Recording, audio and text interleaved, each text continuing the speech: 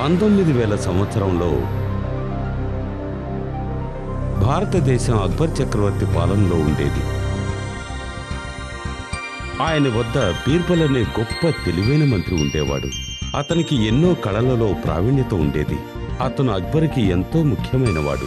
అతను మొఘల సామ్రాజ్యం గురించి ఎన్నో కథలు రాశాడు. అతని తెలివితేటలు అక్బర్ చక్రవర్తిలో అతనికి ఒక ముఖ్య స్థానాన్ని ఏర్పరిచాయి.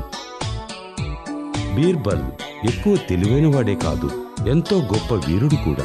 అంతేకాకుండా అక్బర్కి బీర్బల్ అంటే ఇష్టపడ్డానికి కారణం అతను ఒక మంచి న్యాయ నిర్ణేత. అతను ఎన్నో గొప్ప కవితలు రాసేవాడు.